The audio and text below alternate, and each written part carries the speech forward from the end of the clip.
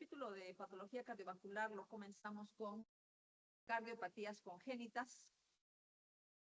Existen factores genéticos de predisposición, como por ejemplo el antecedente de un progenitor o hermano con cardiopatía congénita, o sea que hay familias en las que varios miembros tienen cardiopatía congénita, después de 13, 15, 18, 20 de Turner. También hay que tener en cuenta que es una herencia multifactorial, o sea que intervienen varios genes y el ambiente. En el primer trimestre del embarazo es donde se forma el corazón. Entonces, rubiola es una infección viral. Este primer trimestre donde se forma el corazón, o también el uso de talidomida, alcohol o fenitoína hacen que haya malformaciones cardíacas. ¿Cuál es la cardiopatía congénita más frecuente? Comunicación interventricular es la más frecuente. En segundo lugar, comunicación interauricular. Pues tenemos estenosis pulmonar arterioso persistente, y dentro de las cianóticas la más frecuente es la tetralogía de Fallot. Después de la tetralogía de Fallot tenemos la coartación de aorta. Es relación a las más frecuentes. Malformaciones con cortocircuito izquierda a derecha. En estas malformaciones no hay cianosis. Las cardiopatías son acianóticas porque pasa sangre oxigenada por la malformación. Pasa sangre oxigenada del corazón izquierdo al corazón derecho. Por eso hay un cortocircuito izquierda a derecha. La sangre en el corazón izquierdo está a mayor presión en relación al corazón derecho. Por eso pasa la sangre izquierda a derecha. El problema de estas malformaciones es que aumenta el flujo sanguíneo pulmonar. Es un lecho vascular de baja presión. Tenemos, además, dentro de estas cardiopatías, comunicación intraauricular, comunicación interventricular y persistencia del conducto arterioso. Son las tres malformaciones típicas con cortocircuito izquierda a derecha. Entonces, el problema es flujo aumentado en el sistema arterial pulmonar. Y el problema es que las arteriolas, empezando por las arteriolas precapilares, en el árbol arterial pulmonar, sucede una hipertrofia de la media y fibrosis de la íntima. Y esto a la larga termina en hipertensión pulmonar. El problema es la posibilidad de hipertensión pulmonar. Con el paso del tiempo, los cambios en vasos arteriales pulmonares aumentan la resistencia vascular hasta igualar a la sistémica. Y el cortocircuito izquierda a derecha se invierte, lo que se denomina síndrome de Eisenmenger. Existe además predisposición a embolias paradójicas. ¿Por qué? Porque si se forma un émbolo, por ejemplo, un trombo en la aurícula izquierda, trombo en aurícula izquierda. La sangre pasa de la aurícula izquierda a la aurícula derecha y hay mayor presión en la aurícula izquierda, entonces un trombo de aurícula izquierda va a pasar a la aurícula derecha. Esto es lo que se denomina un embolismo paradójico. También puede suceder lo contrario. Suceder lo contrario, es decir, que trombo que venga del sistema venoso pulmonar, del sistema venoso sistémico, puede llegar por las venas cavas a la aurícula derecha. Y cuando tenemos síndrome de Eisenmenger, en el síndrome de Eisenmenger, la presión en la aurícula derecha es mayor que la presión en la aurícula izquierda, solamente en el síndrome de Eisenmenger. Entonces, un trombo que venga del sistema venoso sistémico puede pasar a la aurícula izquierda mediante esta comunicación interventricular. Entonces, eso se denomina embolismo paradójico. Acá tenemos una comunicación intraauricular tipo ostium secundum. Vamos a ver qué tipo ostium secundum es la comunicación más frecuente, 90%, que sucede al centro del tabique interauricular, está al centro. Luego tenemos tipo ostium primum, que es 5% en la parte baja del septum primum. mala fusión del septum primum con las almohadillas endocárdicas de las válvulas auriculoventriculares. Entonces, esta es la comunicación tipo ostium primum. Solamente 5% en la parte baja de la aurícula, cerca a las válvulas auriculoventriculares. Y por último tenemos 5% comunicación interauricular tipo seno venoso, que es en la parte, en el borde superior de la aurícula derecha, cerca a la desembocadura de la vena cava superior. Entonces tenemos que en la comunicación interauricular pasa sangre arterial, sangre oxigenada, de la aurícula izquierda a la aurícula derecha, por una diferencia de presiones. No hay cianosis. Acá podemos ver una comunicación interauricular. Y el problema es el aumento de flujo pulmonar. Sin embargo, en la comunicación interauricular, la hipertensión pulmonar aparece de manera tardía, aparece tardíamente en la adultez, en los adultos. Los niños adolescentes pueden tolerar la comunicación interauricular sin mayor problema. Entonces, cuando hay hipertensión pulmonar, que es ya más tardíamente, la cardiopatía congénita deja de ser acianótica y se convierte en cianótica. ¿Por qué se convierte en cianótica? Porque se igualan las presiones. Se igualan las presiones del ventrículo izquierdo y el ventrículo derecho. Bueno, en este caso estamos hablando de comunicación intraventricular, ¿no? Pero en el caso de hipertensión pulmonar, se igualan las presiones entre el corazón izquierdo y el corazón derecho, y el corazón derecho puede llegar a tener mayor presión que el corazón izquierdo. En esos casos se llama síndrome de Eisenmenger, cuando ya apareció la hipertensión pulmonar. Y el cortocircuito se invierte. Entonces ya no pasa sangre de la aurícula izquierda a la aurícula derecha, sino al revés. Entonces pasa sangre desoxigenada al corazón izquierdo y aparece cianosis.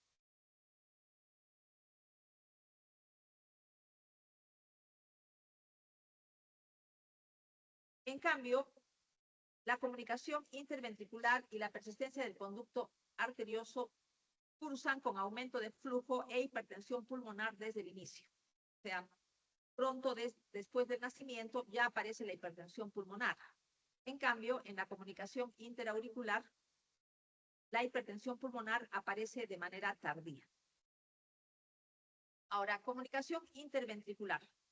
Más frecuente la porción membranosa del tabique ventricular, que es el 90%. Luego tenemos la porción muscular del tabique o debajo de la válvula pulmonar. Acá, nuevamente, tenemos que la comunicación a nivel membranoso, o sea, la parte membranosa del tabique interventricular, que es lo más frecuente. Luego, más abajo, cerca al ápex, la comunicación a nivel de la parte muscular del septo interventricular, y puede haber varios agujeros. En la comunicación interventricular puede haber varios agujeros, y tenemos también la comunicación interventricular, que se le denomina supracrestal, que también se le dice comunicación interventricular infundibular, y está debajo de la válvula pulmonar. También es raro.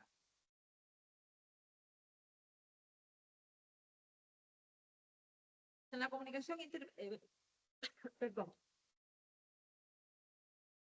en la comunicación interventricular, lo que tenemos es un cortocircuito izquierda-derecha, pero que cursa con aumento de flujo pulmonar e hipertensión pulmonar casi desde el inicio.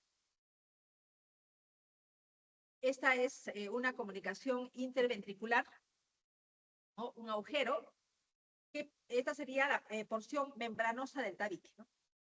Porción membranosa. Y aquí tenemos el síndrome de Eisenmenger, que ya lo expliqué. En cuanto a la persistencia del conducto arterioso, tenemos que tener en cuenta que algunas cardiopatías congénitas requieren que el conducto arterioso continúe permeable después del nacimiento. porque hay obstrucción del flujo sanguíneo pulmonar o sistémico. ¿No? Eso hay que tener en cuenta. Entonces, ¿cómo se hace en estos casos para que el conducto arterioso permanezca abierto? La hipoxia, en general, hace que el conducto arterioso siga abierto, pero también se puede administrar prostaglandina E2. Se describe un soplo continuo en maquinaria en el caso de persistencia del conducto arterioso.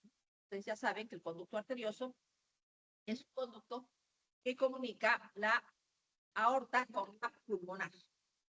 Es acianótica porque pasa sangre arterial a la arteria pulmonar que lleva sangre venosa, pero hay una hipertensión pulmonar de inicio temprano. Cuando hay cortocircuito derecha e izquierda, las cardiopatías son cianóticas, porque el corazón derecho tiene sangre desoxigenada. Entonces hay cianosis. Tenemos la más frecuente, tetralogía de Fallot. Hay otras, como transposición de grandes vasos, atresia tricuspidia, conexión venosa pulmonar anómala total, tronco arterioso persistente. Todas estas son cianóticas. Algunas tienen flujo pulmonar disminuido, como tetralogía de Fallot y atresia tricuspidia, y otras tienen con flujo pulmonar aumentado. ¿Cuál es la diferencia? Si tienen flujo pulmonar aumentado, hay hipertensión pulmonar. Y si tienen flujo pulmonar disminuido, no hay hipertensión pulmonar. Tenemos dentro de los que tienen flujo pulmonar aumentado, transposición de grandes vasos, tronco arterioso persistente y conexión venosa pulmonar anómala total. La tetralogía de Fallot, ustedes ya la han estudiado en embriología. Hay un desplazamiento antero-superior del tabique ventricular. Cortocircuito derecha e izquierda con cianosis de inicio temprano, con obstrucción del tracto de salida del ventrículo derecho. Los componentes: comunicación interventricular, estenosis subpulmonar con obstrucción del tracto de salida del ventrículo derecho, hipertrofia del ventrículo derecho, aorta en posición cabalgante sobre el defecto del tabique ventricular. Son las 4 características, por eso se habla de una tetralogía. Algunos casos tienen atresia completa de válvula pulmonar y o porciones variables de arterias pulmonares. Entonces, en estos casos, se necesita conducto arterioso persistente. O sea, más bien se tiene que hacer el esfuerzo por mantener el conducto arterioso persistente. Hemos hablado de la administración de prostaglandina E2. Y la hipoxia en sí misma hace que permanezca el conducto arterioso permeable. También la sangre puede llegar a los vasos pulmonares mediante las arterias bronquiales que se dilatan bastante para mantener el flujo sanguíneo pulmonar. Pero tiene que haber alguna forma mediante la cual la sangre llegue a las arterias pulmonares frente a la atresia completa de la válvula pulmonar. Tenemos aquí la tetralogía clásica. Como hay una estenosis de la válvula pulmonar o una estenosis en el infundíbulo de la válvula pulmonar, o sea, en el tracto de salida del ventrículo derecho, la presión en el ventrículo derecho es mayor que en el ventrículo izquierdo. Por eso la sangre pasa del ventrículo derecho al ventrículo izquierdo y pasa sangre venosa, desoxigenada. Por eso la tetralogía de Fallot es una cardiopatía congénita cianótica. ¿Y por qué no hay aumento del flujo pulmonar? Por la estenosis, por esta estenosis que puede ser en el infundíbulo de la pulmonar o en la misma válvula. Evidentemente, hay una hipertrofia marcada del ventrículo derecho. Transposición de grandes vasos, dextrotransposición. En la dextrotransposición hay una concordancia auriculoventricular. Significa que la aurícula derecha comunica con el ventrículo derecho y la aurícula izquierda comunica con el ventrículo izquierdo. Esa es concordancia auriculoventricular. La aorta nace del ventrículo derecho y la pulmonar nace del ventrículo izquierdo, por eso es una transposición. La supervivencia es imposible, salvo defecto septal que permita el paso de sangre oxigenada a la circulación sistémica. O sea, tiene que haber de todas maneras una comunicación interventricular, interauricular o persistencia del conducto arterioso. Si no, habría la muerte, sería la muerte, porque no habría forma de que llegue sangre oxigenada a la circulación sistémica. Normalmente, en el desarrollo embriológico hay una arteria grande que se llama el tronco común, que después se divide en pulmonar y aorta. Se divide en dos por el tabique espiral que desciende y separa la aorta de la pulmonar. Cuando hay una falta de espiralización del tabique, o sea, el tabique es recto, no se espiraliza, entonces ambos vasos ascienden paralelamente. Se denomina esto en cañón de escopeta. Entonces vamos a ver primero una fotografía. Quiere decir que la aorta y la pulmonar están paralelas, cuando no debe ser así. Ustedes saben que la pulmonar tiene que cruzar la aorta, tiene que estar sobre la aorta y cruzándola de esta manera. Tiene que venir de esta manera, o sea, la pulmonar tiene que estar por delante y la aorta por detrás, y la pulmonar tiene que cruzar la aorta. Eso es lo normal. Pero cuando están los vasos paralelos, se llama en cañón de escopeta, como acá, los dos vasos están paralelos, y acá también, vasos paralelos, o acá, la aorta y la pulmonar de manera paralela. Eso es la transposición de grandes vasos.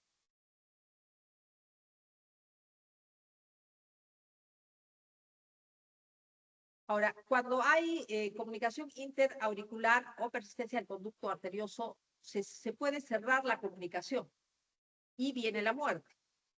En cambio, la CIB difícilmente se cierra. Entonces, el paciente puede seguir viviendo, porque hemos dicho que tiene que haber alguna forma mediante la cual llegue la sangre oxigenada a la circulación sistémica. El ventrículo derecho, por lo tanto, tiene paredes gruesas, porque origina la circulación sistémica. Y el izquierdo tiene paredes finas, porque bombea sangre al circuito pulmonar, que es un circuito de baja presión. Tenemos entonces la transposición de grandes vasos. La aorta nace del ventrículo derecho. La pulmonar, la pulmonar nace del ventrículo izquierdo. Pero hay concordancia auriculoventricular. Concordancia. Entonces, ¿cómo llega la sangre a la arteria aorta? Mediante la comunicación interventricular o también mediante la persistencia del conducto arterioso. Sin embargo, este conducto arterioso es delgado, puede cerrarse, la comunicación interventricular difícilmente pueda cerrarse. Aquí tenemos lo normal. Esta es una dextrotransposición y esta es una levotransposición. ¿Qué significa levotransposición? Significa que hay una discordancia auriculoventricular. En cambio, acá, dextrotransposición, concordancia auriculoventricular. Levotransposición, discordancia auriculoventricular. ¿Qué significa la discordancia? Que la aurícula izquierda comunica con el ventrículo derecho y la aurícula derecha comunica con el ventrículo izquierdo. Pero la aorta nace del ventrículo anatómicamente derecho. O sea, este ventrículo que comunica con la aurícula izquierda tiene características anatómicas de ventrículo derecho. Y de ahí sale la aorta. Pero a la aurícula izquierda llega sangre de las venas pulmonares. Y esa es una sangre oxigenada, ¿no? Y al ventrículo izquierdo llega sangre de las venas cavas, que es una sangre desoxigenada, pero por la arteria pulmonar va a los pulmones, se oxigena y regresa a la aurícula izquierda. Por eso se llama transposición corregida de grandes vasos. Y no hay cianosis, porque la aorta, aunque nace del ventrículo anatómicamente derecho, tiene sangre oxigenada. No hay cianosis y no hay mayor alteración, salvo por el hecho de que el ventrículo anatómicamente derecho tiene paredes delgadas y puede llegar a sufrir insuficiencia cardíaca.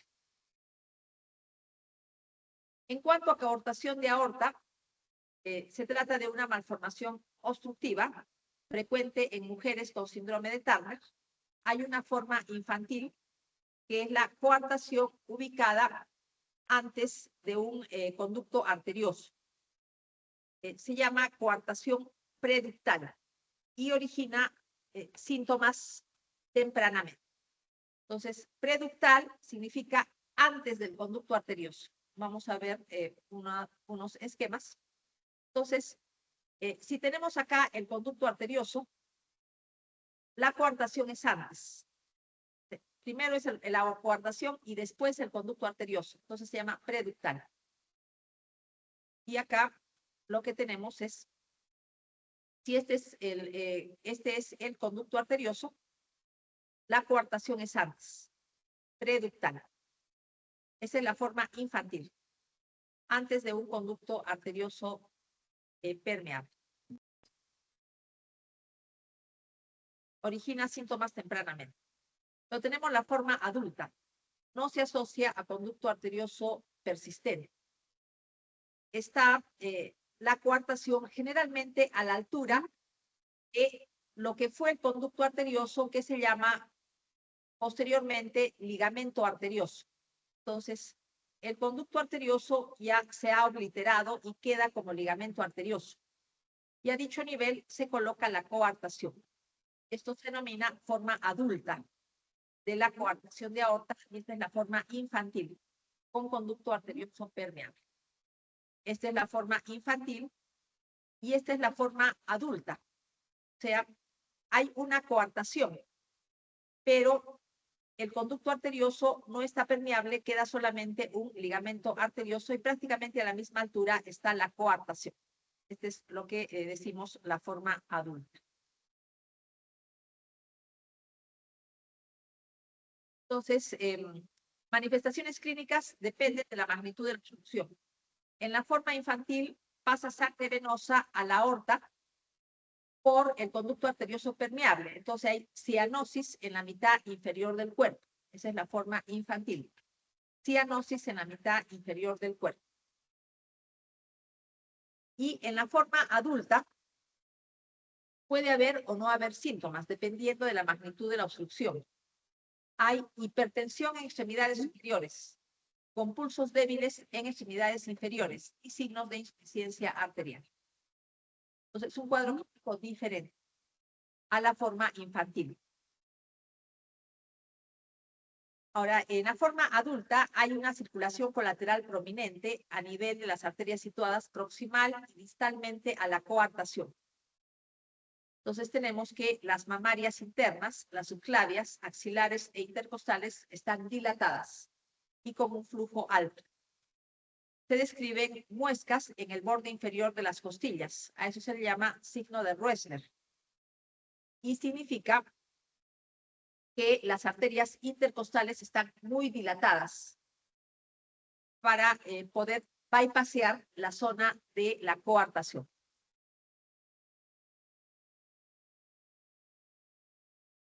Dejamos todo lo que son cardiopatías congénitas y pasamos a arterioesclerosis. ¿Cuál es la definición? Esclerosis significa endurecimiento por fibrosis. O sea, significa literalmente arterias de paredes endurecidas. Tenemos varios tipos: arteriosclerosis de Monkeberg, que se caracteriza por calcificación de la capa media de las arterias musculares.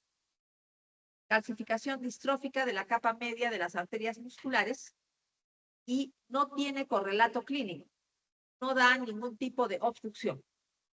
Tenemos la arteriolesclerosis hialina e hiperplásica, que afectan vasos pequeños, tipo arteriola. La forma hialina se asocia a diabetes y la forma hiperplásica se asocia a hipertensión. Tenemos entonces acá la arteriosclerosis hialina con un engrosamiento de la pared de las arteriolas por un material eosinófilo homogéneo, que significa reduplicación de la membrana basal, síntesis de material tipo membrana basal y también insudación de proteínas del lumen de la arteriola hacia la pared arteriolar. Esa es la forma hialina asociada a diabetes, y la forma hiperplástica se caracteriza por proliferación concéntrica de la capa media de la arteriola, consecuencia de la hipertensión, como estoy indicando. Proliferación de la capa media de la arteriola. Donde hay mayor, faltaría la ateroesclerosis, que es la arterioesclerosis en la que se forman ateromas, y es la que vamos a estudiar con mayor profundidad. Vamos a estudiar la formación de los ateromas. ¿Dónde hay mayor frecuencia de ateromas? En arterias elásticas, como la aorta, carótidas e ilíacas. Entre las arterias musculares, más frecuente ateromas en las coronarias, coclíneas, polígono de Willis, arterias renales, arterias mesentéricas. Pero en arterias renales y mesentéricas, básicamente en las bocas anastomóticas, no en el resto de las arterias renales o mesentéricas. Arterias protegidas de los ateromas. Las arterias de miembros superiores, renales y mesentéricas, salvo en las bocas anastomóticas, donde ahí se pueden formar ateromas. Tenemos una lesión inicial que se denomina punto graso. Solamente macrófagos aislados en la íntima. Estos macrófagos han fagocitado lipoproteínas aterogénicas. ¿Cuáles son las lipoproteínas aterogénicas? Las LDL, las lipoproteínas de baja densidad. Entonces, estos macrófagos en la íntima fagocitan lipoproteínas tipo LDL, aterogénicas. Y el punto graso no es visible macroscópicamente. Ahora, ¿cómo llega la LDL a la íntima? Porque la LDL está en la sangre. La LDL atraviesa el endotelio y llega a la íntima. O sea, de la sangre pasa a la íntima esta LDL. La lesión que continúa es el tipo estría grasa. O sea, primero punto graso que no se ve macroscópicamente, y luego viene la estría grasa, que ya se ve macroscópicamente como unas líneas amarillentas que creo que acá no se pueden ver, pero cuando se ve en una computadora, sí se puede ver en la figura unas líneas amarillentas que son las estrías grasas. Son delgadas y alargadas, contienen macrófagos espumosos agrupados en la íntima con una cantidad muy escasa de lípidos extracelulares, que son lípidos tipo linfocito T. Perdón, que son lípidos fuera de la célula, y hay algo de células inflamatorias, como los linfocitos. Entonces, ¿cómo es una estría grasa? Simplemente macrófagos que han fagocitado LDL. La LDL viene de la sangre, penetra el endotelio hasta llegar a la íntima. Pueden haber algunos linfocitos T y prácticamente no hay LDL extracelular. Tenemos acá entonces, partiendo de un endotelio normal y una íntima normal, tiene que haber algunos elementos agresores del endotelio. ¿Cuáles son los elementos agresores que causan daño al endotelio? Hiperlipidemia, hipertensión, tabaquismo, elevación de la homocisteína en la sangre. La homocisteína es tóxica para el endotelio. Factores hemodinámicos como flujo turbulento, toxinas para el endotelio, virus y reacciones inmunes. O sea, tiene que haber alguna agresión sobre el endotelio para que se produzca el ateroma. Entonces, ¿cuál es el siguiente paso después de la agresión? Los macrófagos de la sangre empiezan a unirse al endotelio y penetran el endotelio hasta llegar a la íntima, igual que un proceso inflamatorio. La diferencia es que en un proceso inflamatorio esto sucede en vénulas. por eso sale fuera del vaso, pero acá no puede salir fuera del vaso, porque el vaso es una arteria grande. Entonces el macrófago no puede salir fuera del vaso, tiene que quedarse en la íntima. Pero es lo mismo que un proceso inflamatorio. También pasan linfocitos a la íntima, junto con macrófagos y LDL. También tenemos que las plaquetas juegan un rol. Hay un rol en la disfunción del endotelio. Después de que hayan pasado macrófagos a la íntima, haya pasado LDL a la íntima, de la capa media empiezan a pasar a la íntima fibras musculares lisas. Y las fibras musculares lisas empiezan a sintetizar colágeno y matriz del tejido conjuntivo. Entonces el ateroma se llena de tejido conjuntivo. Tiene, por lo tanto, macrófagos, colesterol LDL, fibras musculares lisas y matriz de tejido conjuntivo. Va creciendo el ateroma, por lo tanto. Entonces, tenemos acá que la íntima se va engrosando porque el ateroma va creciendo, ¿no? Ya hemos explicado cómo va creciendo el ateroma. Siguen llegando macrófagos al ateroma. De la capa media viajan células musculares a la íntima y empiezan a sintetizar tejido conjuntivo. Cada vez el ateroma se va llenando de más lípidos, más tejido conjuntivo y células tipo linfocito, macrófago, fibras musculares lisas. Ahora, tenemos que hay además un proceso inflamatorio añadido, en parte porque linfocitos T pueden pasar de la sangre al ateroma y también porque los cristales de colesterol de los LDL que han pasado a la íntima activan al inflamasoma en el macrófago.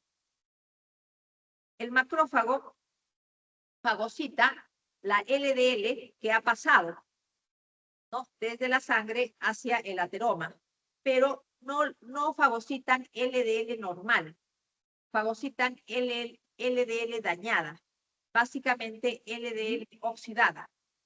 Y esta LDL oxidada es fagocitada por los macrófagos, activa el inflamasoma, produciéndose citoquinas inflamatorias como interleuquina 1, beta e interleuquina 18.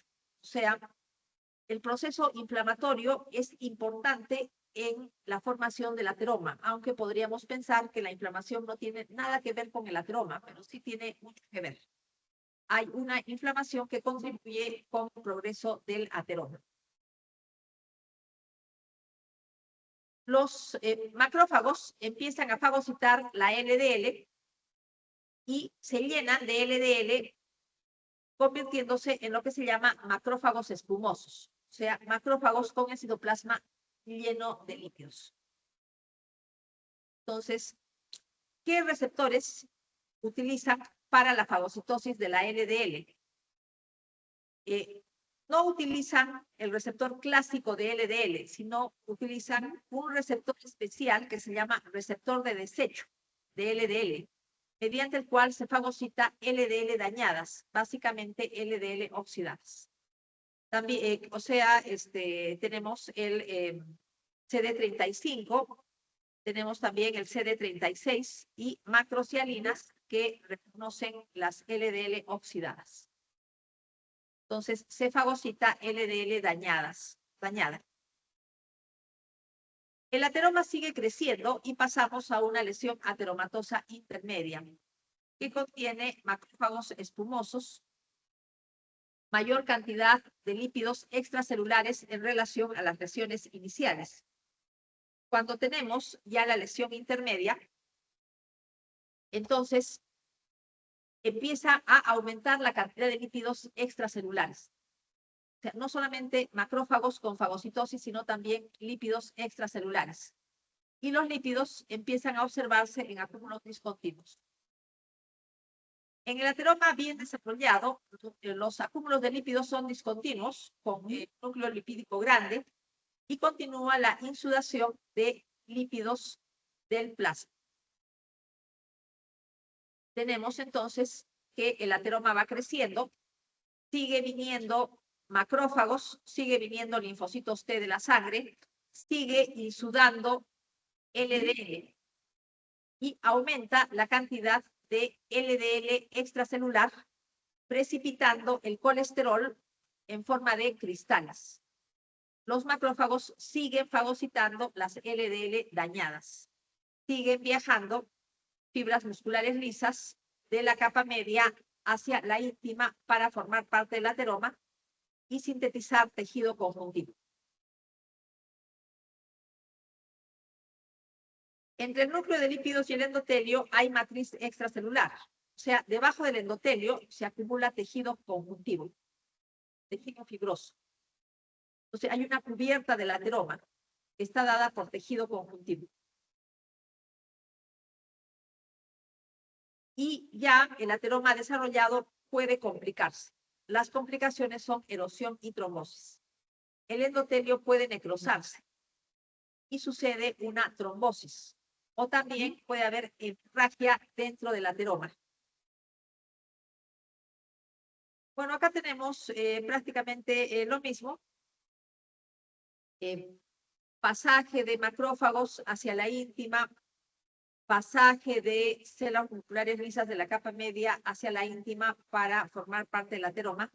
Sin embargo, aquí tenemos el papel de las HDL. Las HDL contribuyen con la disminución de lípidos de la placa ateromatosa. Entonces, mientras mayor sea la concentración de HDL en la sangre, la cantidad de LDL de ateroma disminuye. No se conoce bien el mecanismo, pero se ve que hay un efecto protector sobre el ateroma. Tenemos acá entonces un ateroma bien desarrollado con todos los elementos que estoy indicando. Fíjense que hay una cubierta fibrosa y las partes laterales también tienen tejido conjuntivo.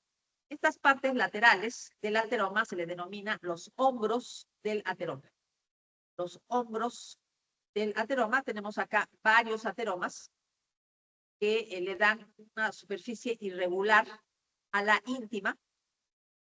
Tenemos diferentes tipos de ateromas aórticos. Algunas veces los ateromas tienen escasa cantidad de lípidos y mucha fibrosis. Se le denomina fibroateroma y los fibroateromas frecuentemente se calcifican. Tenemos acá ateroma en arteria coronaria. Son estas placas amarillentas que se observan acá. Ateromas en una arteria coronaria. Acá lo que tenemos es un fibroateroma calcificado, pero fíjense cómo ha engrosado la íntima con la calcificación, con el tejido fibroso y está estenosando el lumen de la arteria. Cuando la obstrucción del lumen de la arteria da síntomas, una estenosis más allá del 70% de lumen. Más allá del 70% de lumen se dice que es una estenosis crítica. Estenosis crítica. Y va a haber síntomas por isquemia. Este es un ateroma con hemorragia en la íntima, es una complicación. La erosión con trombosis, la hemorragia dentro del ateroma. Acá vemos los cristales de colesterol en forma de aguja, que vienen a ser los lípidos extracelulares, y esta es la capa media de la arteria. Vemos acá cristales de colesterol en forma de aguja, tejido conjuntivo y macrófagos espumosos. O sea, macrófagos que han fagocitado lípidos. También existe fibrosis en el ateroma, porque se producen factores de crecimiento tipo factor de crecimiento derivado de plaquetas y factor de crecimiento transformante beta, que estimulan la producción de tejido conjuntivo en el ateroma. Sin embargo, existe formación de tejido conjuntivo con secreción de matriz extracelular, pero al mismo tiempo una degradación del tejido conjuntivo mediante la actividad de las metaloproteinasas de la matriz. O sea, se forma y también se degrada. Tiene que haber un equilibrio, pero un equilibrio a favor de la secreción, porque si no, el ateroma no crecería. Tenemos también los inhibidores tisulares de las metaloproteinasas de la matriz, ¿no? Debe haber un equilibrio a favor de la secreción de la matriz extracelular para que aumente la fibrosis del ateroma. Si predomina la actividad de metaloproteinasas de la matriz, entonces se va a degradar la fibrosis del tejido del ateroma y la degradación del tejido conjuntivo del ateroma lo hace susceptible a que la placa se fracture y sufra una complicación tal como hemorragia o trombosis. La presencia de fibrosis en el ateroma es conveniente porque estabiliza el ateroma. Complicaciones del ateroma, hematoma, hemorragia, trombosis, aneurisma, ¿no? Aneurisma es un debilitamiento de la pared de la aorta, por ejemplo, formándose un aneurisma arteriosclerótico. Favorecen la trombosis del ateroma por fractura de la cápsula fibrosa, disminución de la síntesis del colágeno, aumento del catabolismo de la matriz extracelular. ¿Quién realiza el catabolismo de la matriz extracelular? Las metaloproteinasas de la matriz. ¿Quién sintetiza el colágeno del ateroma? Las fibras musculares lisas que vienen de la capa media. Si hay una disminución de síntesis del colágeno, eso favorece la trombosis del ateroma por fractura de la cápsula fibrosa. Núcleo lipídico grande. Cuando hay muchos lípidos en relación con la fibrosis, la placa es vulnerable y sensible a la fractura con trombosis posterior y hemorragia. ¿Qué pasa cuando hay muchos lípidos y poco tejido conjuntivo? Se concentran las fuerzas biomecánicas en los hombros de la lesión. Los hombros de la lesión hemos dicho que son los bordes. O sea, si todo esto es el ateroma, este sería uno de los hombros y este sería el otro hombro. O sea, la zona donde termina el ateroma. Entonces, la placa vulnerable. ¿Cuál es la placa vulnerable? La que tiene poco tejido conjuntivo, muchos lípidos y mucha inflamación.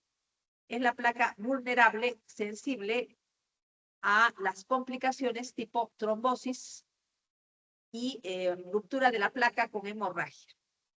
La placa estable tiene pocos lípidos, tiene mucho tejido conjuntivo y tiene poca inflamación. Entonces, los hombros de la lesión, que vienen a ser estos, los hombros, son más resistentes a las fuerzas de cizallamiento del flujo sanguíneo.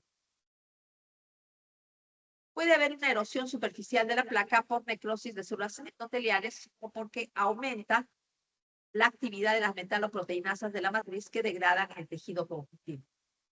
Tenemos acá lo que sucede, estenosis crítica. Estenosis crítica. Si partimos de una arteria normal, estenosis crítica cuando el lumen es el 70% del lumen total. Si el lumen total es el 100%, la estenosis crítica significa lumen menor al 70% de lo normal. O sea, cuando hay prácticamente el 70% está obstruido. Aquí tenemos una placa vulnerable que en los hombros tiene poca fuerza, puede sufrir trombosis, hemorragia, erosión, necrosis de células endoteliales. Ahora, a veces el trombo obstruye por completo, lo que puede dar lugar a diferentes cuadros clínicos, como angina de pecho, infarto miocárdico, inclusive muerte súbita cardíaca. Esto cuando el trombo es completamente oclusivo. pero a veces el trombo ocluye parcialmente y la sangre tiene un espacio por donde seguir pasando. Después ese trombo se organiza y queda incorporado a la pared, permitiendo que la obstrucción aumente. Esa es otra posibilidad. Entonces aumenta la obstrucción hasta que llegue a una estenosis crítica. Se reduce más del 70% del lumen normal de la arteria. En los aneurismas arterioscleróticos, el debilitamiento de la pared arterial se debe a la acción de las enzimas que degradan la matriz extracelular, incluyendo la degradación de fibras elásticas. Disminuye la síntesis de fibras colágenas, elásticas y matriz del tejido conjuntivo. Se alteran las proporciones de los componentes de la matriz, o sea, hay un debilitamiento de dicha matriz, menor cantidad de fibras. La ubicación más frecuente es la aorta abdominal, a nivel de la región infrarrenal. Acá tenemos los factores que favorecen la formación de ateromas.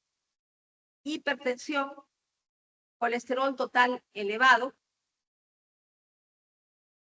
LDL, colesterol bajo, porque HDL, colesterol bajo, porque HDL, colesterol elevado, protege al organismo frente a los ateromas. LDL, colesterol alto, diabetes, tabaquismo e hipertrofia del ventrículo derecho, del ventrículo izquierdo, diagnosticado por electrocardiograma. Tenemos acá el papel de la proteína C reactiva como predictora del riesgo cardiovascular. ¿Qué significa la proteína C reactiva? Es un reactante de fase aguda, como ustedes saben. O sea, proteína C reactiva elevada significa que hay inflamación. Entonces, cuando hay inflamación, el ateroma es más vulnerable a su ruptura. Por eso, la proteína C reactiva puede predecir el riesgo cardiovascular. Está como la columna en amarillo. O sea, mientras más alta sea la proteína C reactiva, más riesgo de complicación del ateroma. Vamos a pasar al tema de infarto. Repasando primero lo que es la irrigación del corazón normal, recordando que la perfusión miocárdica mediante las coronarias se realiza en diástole, porque en sístole las coronarias están apretadas y no puede pasar sangre. En cambio, en diástole pasa sangre por las coronarias hacia el ventrículo, hacia los ventrículos para su perfusión. Entonces, ¿qué pasa cuando hay taquicardia? Cuando hay taquicardia, disminuye la duración de la diástole y puede haber una isquemia relativa. Eso hay que tenerlo en cuenta, ¿no? La taquicardia disminuye la duración de la diástole, predisponiendo al corazón a isquemia.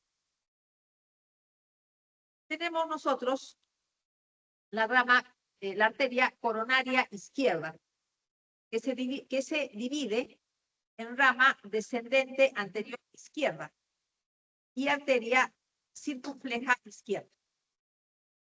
¿No? Si tenemos acá un esquema, tenemos que la coronaria izquierda se divide en arteria descendente anterior izquierda y arteria circunfleja izquierda.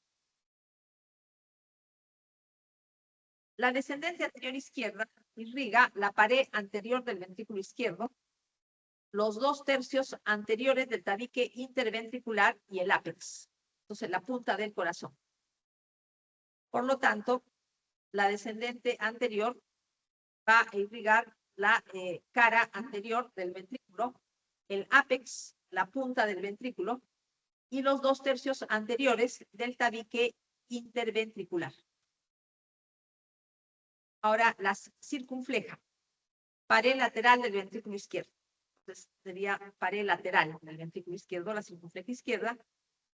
Y tenemos la coronaria derecha, que irriga la pared libre del ventrículo derecho, la pared basal posterior del ventrículo izquierdo y el tercio posterior del tabique interventricular, salvo el Entonces, tenemos la coronaria derecha, que irriga la pared libre del ventrículo derecho, la pared basal posterior del ventrículo izquierdo y los 2 tercios posteriores y el tercio posterior del septo interventricular, pero el ápex no. La punta del corazón está irrigada por la descendente anterior izquierda. Entonces, ¿qué pasa si hay un trombo en la descendente anterior? ¿Dónde es el infarto? El infarto es en la pared anterior y en los 2 tercios anteriores del septo interventricular. Si sucede un trombo obstructivo en la arteria coronaria derecha, ¿dónde será el infarto? En el tercio posterior del septo interventricular, pared libre del ventrículo derecho y la pared posterior basal del ventrículo izquierdo. ¿Qué pasa si hay un trombo que se obstruye en la circunfleja? ¿Dónde será el infarto? En la pared lateral o pared libre del ventrículo izquierdo. Entonces, podemos deducirlo fácilmente según las zonas irrigadas por las coronarias, que se consideran arterias terminales, pero tienen numerosas anastomosis entre sí, que se denominan colaterales. Entonces, ¿qué pasa con un ateroma que va creciendo de manera progresiva? Entonces, hemos visto acá que el ateroma va creciendo. Primero es delgado, después es un poco más grueso, hasta que llega a un punto crítico.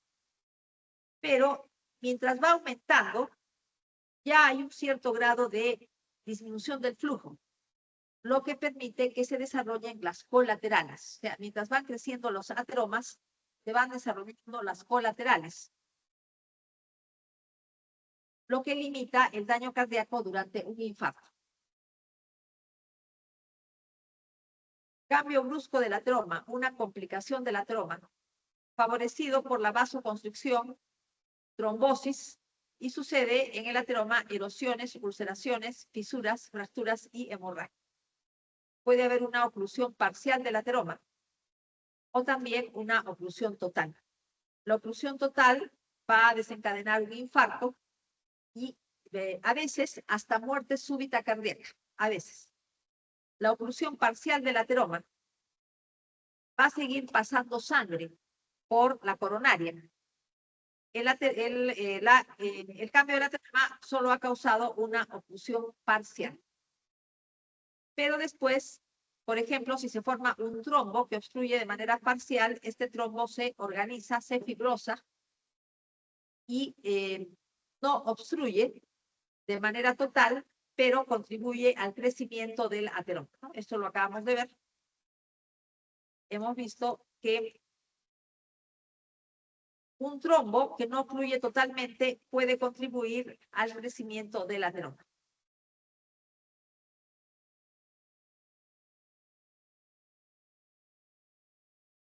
Acá tenemos una trombosis coronaria aguda con disrupción de la superficie del ateroma. Hay una erosión, se forma un trombo que ocluye casi todo el lumen arterial.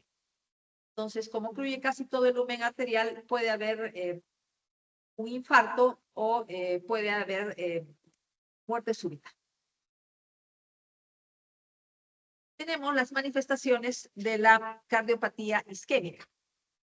Angina de pecho, opresión o dolor precordial o subesternal. Significa isquemia transitoria del miocardio menos de 15 minutos sin necrosis. O sea, no hay infarto porque no hay necrosis. Pero hay una isquemia transitoria que da molestias.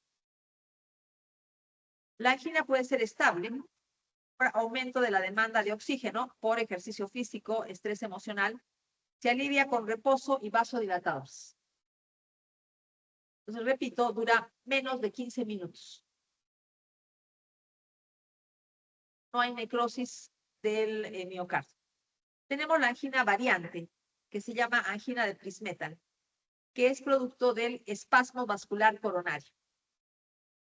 No está en relación con, la obstrucción por el ateroma, sino por un espasmo vascular. Hay una elevación del segmento ST en el electrocardiograma y se alivia esto es reversible, ¿no? La elevación del segmento ST es reversible y se alivia con vasodilatadores y bloqueantes de canales de grasa. La angina inestable o angina preinfarto ocurre con frecuencias cada vez mayores, desencadenadas por esfuerzos físicos cada vez menores y tiene una duración prolongada. Generalmente es alrededor de 20 minutos, o sea, mucho más de 15 minutos y más o menos 20 o más, 20 minutos o más. Y está asociada a cambios en los ateromas. Si se llama preinfarto, quiere decir que es la angina que está más próxima a convertirse en un infarto. En lo que se refiere al infarto, tenemos que distinguir entre infarto transmural y el infarto subendocárdico. El infarto subendocárdico afecta el tercio interno del miocardio. Se llama subendocardio. Solo una franja que está debajo del endocardio. Y no hay elevación del segmento ST en el electrocardiograma. Puede suceder un cambio brusco de un ateroma con trombosis, pero después rápidamente trombolisis. O sea, la isquemia no dura mucho tiempo. Por eso el infarto solo es subendocárdico. Puede haber un tratamiento rápido, por ejemplo, trombolisis, o simplemente la trombosis se alivia de manera espontánea por la misma fibrinolisis normal de la sangre. Y eso evita una necrosis transmural. No es un infarto transmural, sino solamente subendocardio del tercio interno. Tenemos entonces, si todo es el grosor del miocardio, todo esto es el grosor, el infarto subendocárdico solo afecta a la parte que está debajo del endocardio, o sea, solamente esta parte. Lo demás no. El resto de la pared no sufre infarto. Hemos dicho las causas, una obstrucción, pero, por ejemplo, por un trombo, pero que rápidamente se alivia por tratamiento o de manera espontánea. El infarto transmural, obstrucción de una rama importante de las coronarias. Generalmente hay un cambio brusco del ateroma y hay elevación del segmento ST en el electrocardiograma. Esto hay que tenerlo en cuenta. Por lo tanto, transmural, todo el espesor de la pared, no solamente el tercio interno, sino todo el espesor de la pared se necrosa, se infarta. Eso es un infarto transmural. Podemos tener infartos transmurales, todo el espesor del ventrículo. En este caso, pared anterior y 2/3 anteriores del tabique interventricular, arteria descendente anterior. Infarto transmural, pared libre del ventrículo izquierdo. Trombo en la arteria circunfleja. Y luego, tercio posterior del tabique interventricular y la pared posterobasal del ventrículo. Entonces, trombo en la coronaria derecha y también aquí tenemos que puede haber necrosis del corazón derecho, de la pared libre, pero esto es muy raro. La necrosis del ventrículo derecho puede acompañar a la necrosis del ventrículo izquierdo, pero es mucho más rara. Sin embargo, podemos tener solamente infarto subendocárdico. No se muere toda la pared del ventrículo, ya hemos dicho en qué casos. Hay una obstrucción, pero la obstrucción arterial es rápidamente aliviada, dando lugar a lo que se llama reperfusión. Hay una reperfusión de un miocardio isquémico. y eso da generalmente un infarto subendocárdico. Pero a veces podemos tener infarto subendocárdico circunferencial. O sea, todo el endocardio sufre infarto en el tercio interno.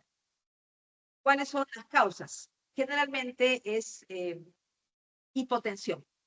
Puede ser, por ejemplo, un shock hipovolémico o un shock de cualquier tipo. Vamos a tener un infarto subendocárdico que es global. Sin embargo, si se obstruye una coronaria y rápidamente se alivia, el infarto subendocárdico solamente abarca una zona del ventrículo izquierdo. A veces, la obstrucción se ubica en las arterias pequeñas intramurales. Arterias pequeñas intramurales, ramas de las coronarias. Entonces, ahí lo que vamos a tener son microinfartos. Infartos de zonas pequeñas del músculo cardíaco que son las irrigadas por los vasos que tienen alteraciones como por ejemplo vasculitis. Puede haber una vasculitis de vasos del miocardio. Entonces va a haber microinfartos porque no se obstruye una coronaria principal, sino una de las ramas que penetran el miometrio. Respuesta de la célula miocárdica a la isquemia. Con 60 segundos de isquemia intensa, ya hay disminución de la contractilidad de la fibra muscular cardíaca. Y más o menos a los 120 segundos de isquemia intensa, la fibra cardíaca deja de contraerse. Ya no se contrae más. ¿Y cuándo viene la necrosis? 20 a 40 minutos de la isquemia intensa. Entonces hay que tener en cuenta estos tiempos. Aspecto del infarto, macro y microscópico. Depende del tiempo transcurrido entre la muerte celular y el momento de la necropsia. Porque para que hayan cambios visibles en una zona de infarto cardíaco, tiene que transcurrir algunas horas. Y en esas horas suceden los cambios de la necrosis coagulativa. Después, el tejido necrótico tiene que experimentar inflamación para que los polimorfonucleares fagociten todos los restos de las fibras musculares estriadas cardíacas infartadas. Primero polimorfonucleares y después macrófagos. Se empiezan a fagocitar todo lo que hay. Y finalmente viene el proceso de reparación que consiste en la formación de una cicatriz. Se forma una cicatriz porque no hay regeneración en el músculo estriado de tipo cardíaco. Son células altamente diferenciadas que ya no proliferan. Microscópicamente se observa fibras onduladas con degeneración vacuolar, eso significa hinchazón en organelas en el borde de la lesión. Tenemos acá, por ejemplo, si estas son fibras musculares estriadas cardíacas normales, estas onduladas y de aspecto delgado son fibras necróticas. O sea, es un infarto de un día de evolución. Se ven fibras onduladas. Entre 4 y 12 horas se produce edema intracelular y hemorragia. Podemos observar la hemorragia, los hematíes que están libres fuera del vaso. Entonces, hay hemorragia también. Entre 4 y 12 horas, edema intracelular y hemorragia. Después empiezan a llegar los polimorfonucleares. Tienen que llegar a fagocitar todos los restos de tejido muerto. Un infiltrado leucocitario denso. Después, estos polimorfos son reemplazados por los monocitos. Los polimorfos desaparecen, entran a apoptosis y también pueden ser fagocitados por los mismos macrófagos. Entonces, entre 7 a 10 días, el exudado es básicamente de tipo histiocitaria. Después se forma tejido de granulación, que es el tejido previo a la cicatrización de una herida.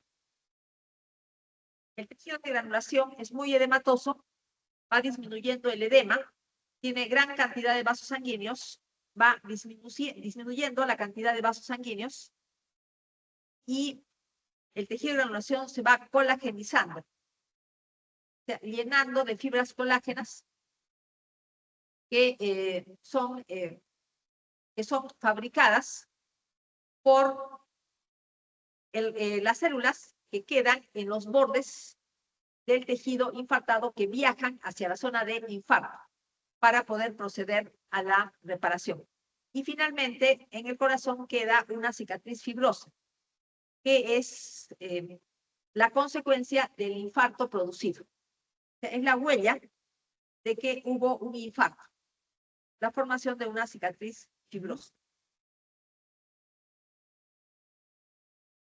Puede haber una restauración del flujo en el miocardio isquémico, lo que se llama reperfusión.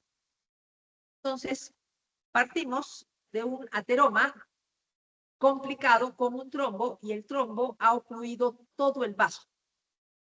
Sin embargo, por el sistema fibrinolítico normal o por la administración de agentes fibrinolíticos, como por ejemplo el activador tisular del plasminógeno, que se puede utilizar como tratamiento trombolítico de un infarto, ¿no? Se puede utilizar como tratamiento trombolítico, activador del plasminógeno. También se puede utilizar uroquinasa, que tiene la misma finalidad. Activa el plasminógeno para convertirlo en plasmina. El trombo, por lo tanto, puede ir disminuyendo de tamaño, permitiendo que pase cada vez más sangre por el vaso. A eso se llama reperfusión. De estar obstruido, nuevamente la sangre vuelve a pasar. A eso se denomina reperfusión.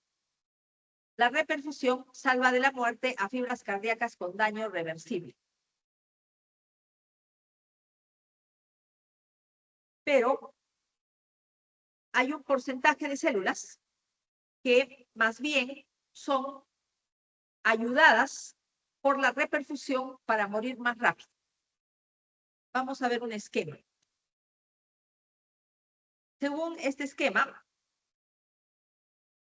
tenemos que la contractilidad cardíaca empieza a disminuir más o menos al minuto, y a los 2 minutos prácticamente el miocardio ya no se contrae. 2 minutos de isquemia intensa. Y tenemos que ese miocardio ya no se contrae, pero no está muerto. Pero partimos de una obstrucción del vaso al 100%, un trombo que ocluye completamente la coronaria. Más allá de los 20 minutos, entre los 20 y 40 minutos, el miocardio empieza a morir. ¿Por qué recién entre 20 y 40 minutos? Porque el miocardio resiste la isquemia intensa entre 20 y 40 minutos. Más allá de 40 minutos, el miocardio empieza a morir, empieza a producirse el infarto. Sin embargo, ¿qué es lo que pasa si mientras van muriendo las células musculares estriadas cardíacas se restaura el flujo? Puede ser por tratamiento trombolítico o también por acción del sistema fibrinolítico normal que poseemos. Entonces, la reperfusión impide que las células sigan muriendo. Ven como ya la curva de aumento de células muriendo se hace plana. Entonces, la reperfusión evita que continúe la muerte de las fibras musculares estriadas cardíacas infartadas. Sin embargo, hay un pequeño porcentaje de células viables, pero isquémicas, que es conducida a la muerte por la reperfusión. No todo, sino es un porcentaje menor, pero de todas maneras un daño por la reperfusión. Eso es el concepto que tiene que quedar claro. Y además, ¿qué pasa cuando hay reperfusión? El músculo estriado que no murió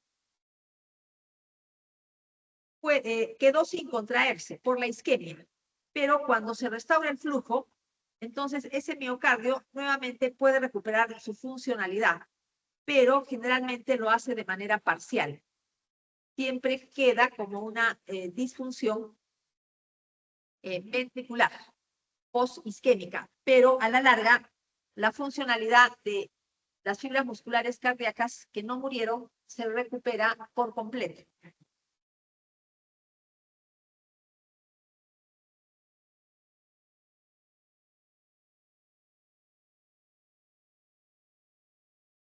Entonces, ¿por qué la reperfusión, si bien salva muchas células de la muerte por isquemia, a un porcentaje menor de ellas las conduce a la muerte? Antes de ver eso, vamos a ver otros efectos de la reperfusión. Por ejemplo, acelera la desintegración de las células miocárdicas dañadas irreversiblemente. Da lugar a la formación de bandas transversales de contracción, atribuidas al calcio que llega a las células dañadas irreversiblemente. Entonces, la reperfusión da lugar a un cambio en el miocardio necrótico que se denominan bandas transversales de contracción.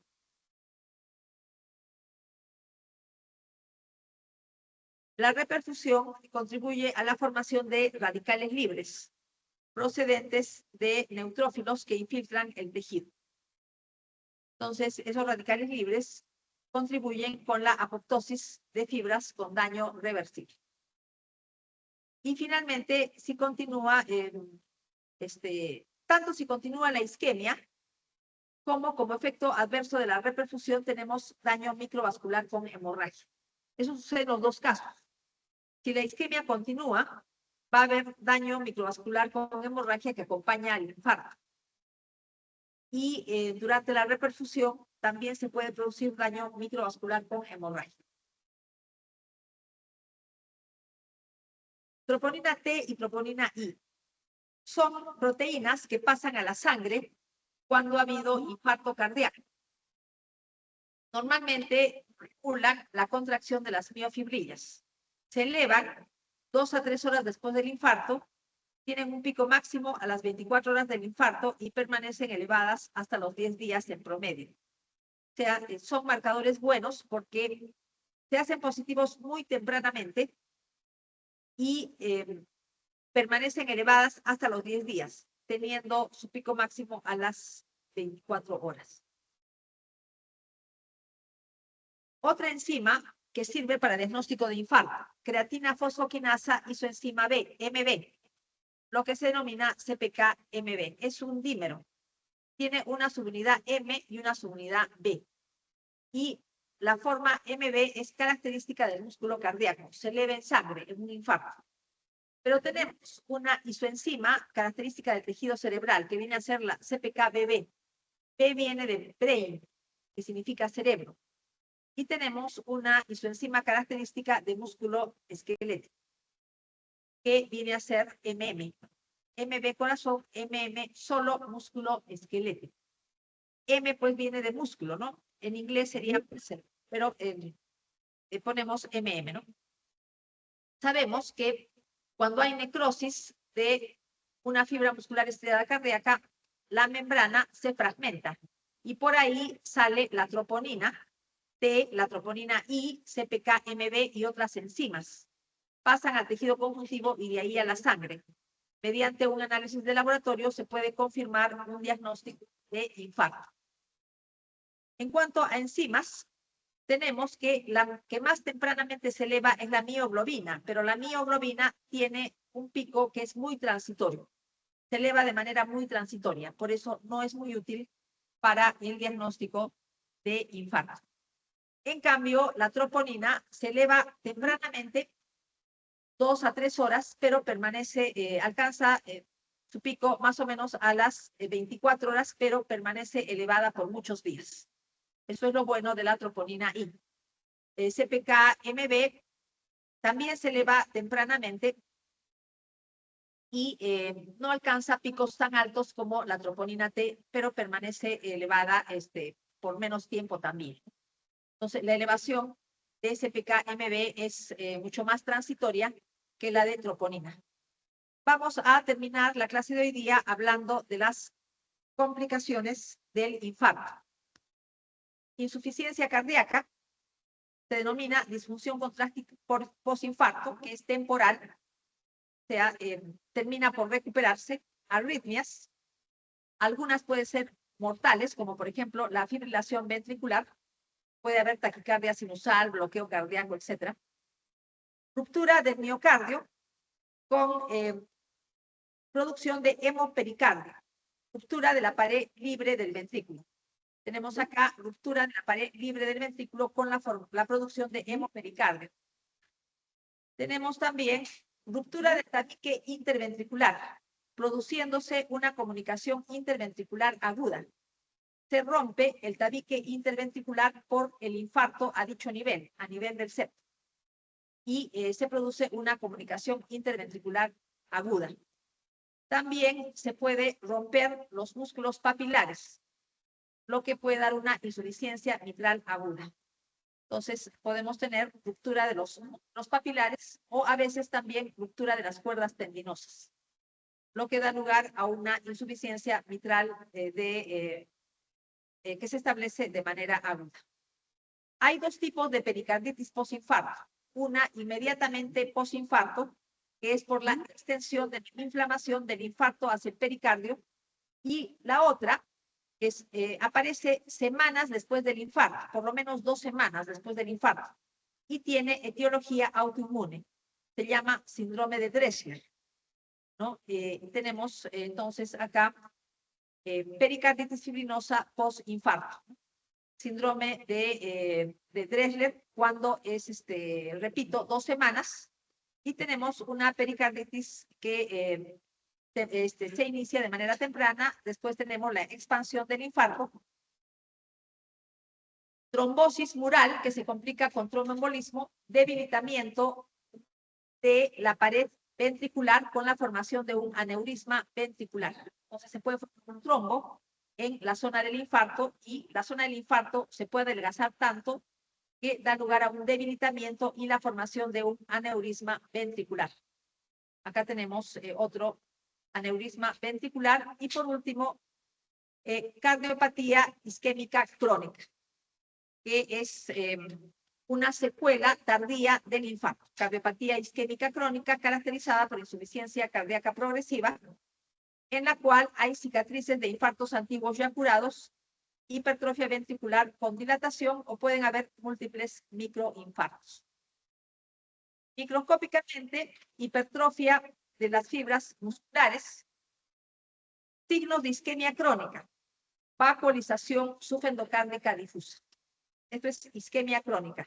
Vacuolas en las fibras musculares estriadas subendocárdicas. Cicatrices de infartos previos, hipertrofia de fibras musculares estriadas cardíacas viables, mucha fibrosis intersticial. Y muerte súbita cardíaca, causa más frecuente, arteriosclerosis coronaria, anomalías congénitas de arterias coronarias, miocarditis, miocardiopatías, prolapso de la válvula mitral, estenosis aórtica, anomalías congénitas del sistema de conducción cardíaca y canalopatías, que son mutaciones de genes que codifican canales iónicos de la membrana celular de la fibra miocárdica. Canales iónicos para calcio, para sodio y para potasio.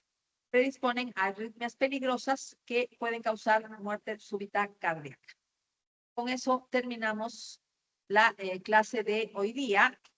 El día viernes terminamos el capítulo de patología cardiovascular y, perdón, el examen no es este sábado. El examen de pulmón Y de cardiovascular es el sábado 2 de mayo a las 7 de la mañana. Y el sábado 2 de mayo a las 9 de la noche ustedes tienen el paso virtual de segunda fase, que es básicamente para subirles puntos, ¿no? Ustedes saben que son 2 puntos añadidos sobre el 20 que es el examen. Nada más, entonces, por ahora. Estoy cerrando, la señorita que me prestó su Teams, estoy cerrando el Teams, no va a tener ningún problema.